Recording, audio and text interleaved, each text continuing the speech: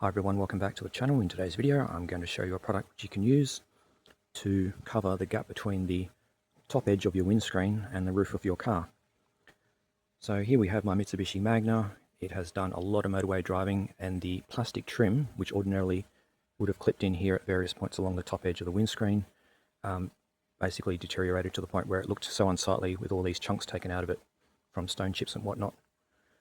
So what I did was found a product at the hardware store. It's called a foam seal roll.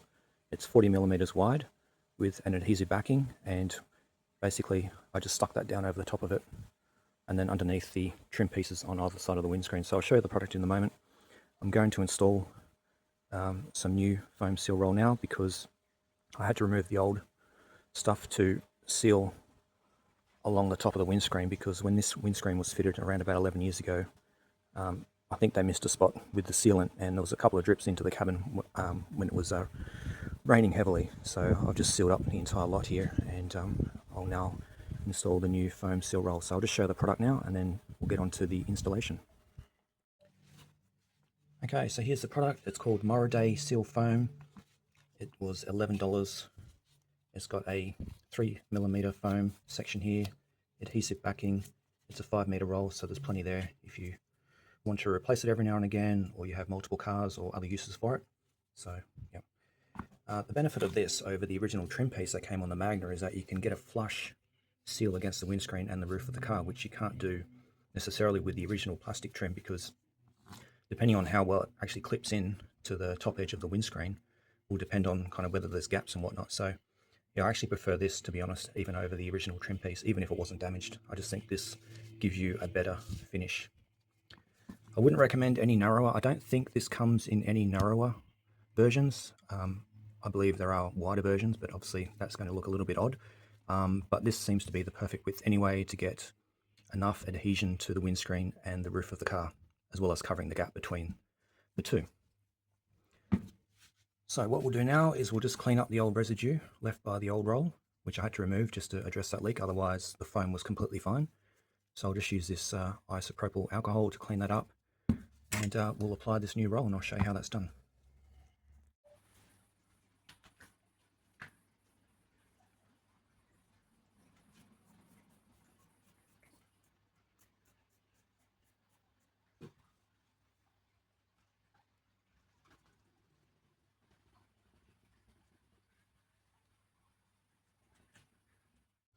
Alright, now for the installation. So just as a guide of how much to adhere to the windscreen and the roof, allowing of course for the gap there, I would say 2/3 on the windscreen, 1/3 on the roof, so that you've got more adhesion to the windscreen to withstand the wind resistance when you're driving. I will roll it out to about midway across as far as I can reach, and then go across to the other side of the car to finish it off, and just make sure you've got a pair of scissors.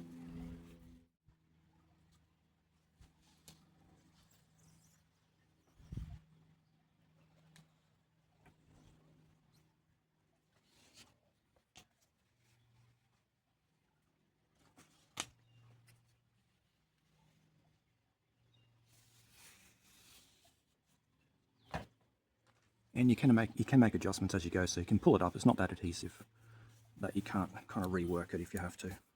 So if you think that it's a little bit crooked, you can pull it back up and reseat it.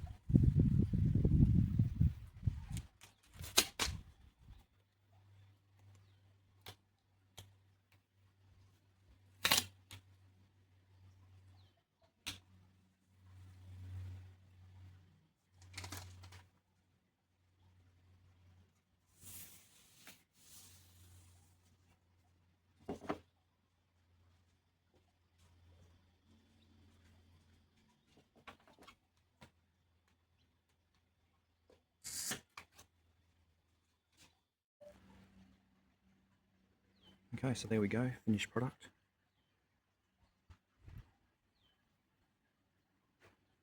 I had to lift and redo that bit because it was a little bit wonky, but pretty happy with it. I mean, this detail here, I just leave it, but you're welcome to kind of shape it so it kind of follows the contour of the trim. Completely up to you. But yeah, you will need to unclip this just to get it underneath and then press it back down, but that's about it. You can see here, I don't know if the camera can show it, but most of the seal is attached to the windscreen, as I said, so that's just to withstand the wind when you're driving so it doesn't lift. So there we go, job done. I've used this seal for years. I've driven on the motorway, it's never come up, it's never lifted. So yeah, highly recommend it as a cheap solution if the trim piece that you've got there attached to the top edge of your windscreen has deteriorated or just no longer clips in properly, or it's just damaged. So yeah, cheap solution. I'll leave it there for now. Any comments or questions, leave them below and I'll get back to you. And as always, thanks for watching and subscribing. Cheers.